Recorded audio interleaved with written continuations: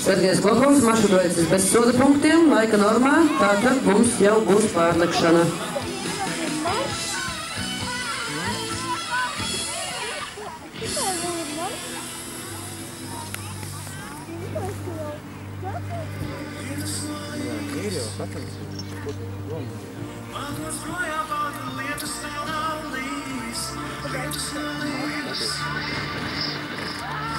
Un man šķiet, ka tā jau